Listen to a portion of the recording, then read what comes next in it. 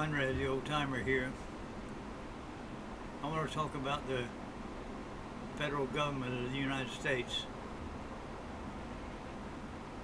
our U.S. government, with most main offices located in Washington, D.C., the capital of the United States. Now, question number one. Do you think that the government of the United States today, as it seems to be functioning, meets there every year to consider what the people of the United States need, new actions that need to be taken on pressing matters? Or do you believe that the two political parties, the Democrats and the Republicans, do you believe that when they meet there in their offices and before they actually go into the chambers and have the meetings, that they are discussing the various things that they could propose, they call bills, and present on the floor to the Senate or the House as they meet about things that need to be done for the people of the United States? Maybe for the average people of the United States? Maybe for the poor working people of the United States? Or the old people who cannot take care of themselves and there is no government system that actually helps because they've been dismantling the Medicaid and all that thing? Do you think they really worry about those things? Or are they more concerned about if they're not, say if they're Democrats, if they're not the party that's in the majority, in control, do you think they're worrying about things like that? Now, there are some good people in, now I'm talking about current. Of course, there are some good people in there that are concerned about that. And I'll mention Bernie Sanders as one, because he's even not running for government, but to be re-elected again. But he's still trying to do something for the people who need things. Anyway, there are others, but he's a good example of people who are. But the majority, people are set up to run for us to vote on, which really amounts to nothing, to get elected. They pick some new fresh face or whatever that's photogenic and the people will vote for, but most of those are set up by the political party to get elected so that they can further the control of the government by that party. That's all it is.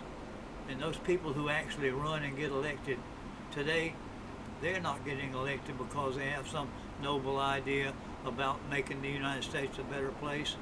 They're running to get elected to, like we say, line their own pockets. Most of them.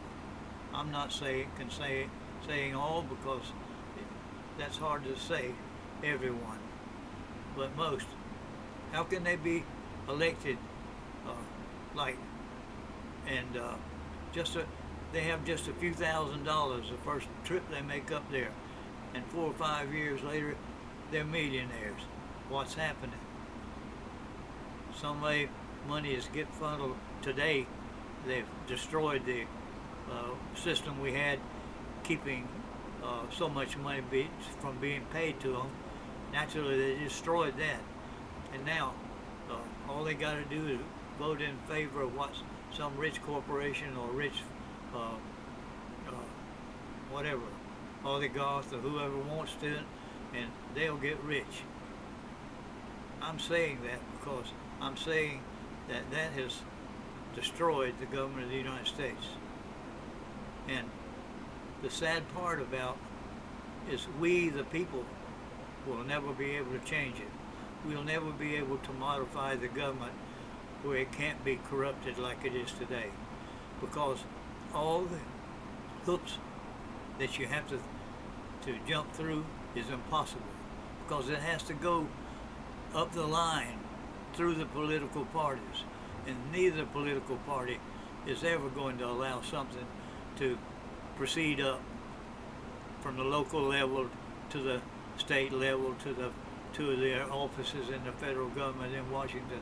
They're not going to do it because they are profiting by it. They're getting rich by doing what the people, the money, is telling them to do, because nothing is important in the United States today except money, money, money. If you sit down and compare our system and the way it's being done today and the things that's going on here, you will realize that you could be living in just about any country in the world and you wouldn't be any worse off than you are here today.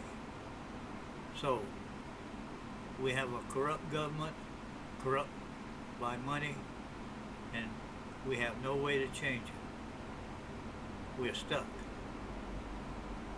Maybe we're going to have a dictatorship like a lot of other countries. I don't know how it's going to go, but for the average person, if you have no connections, no money, and so forth, here's what's going to happen.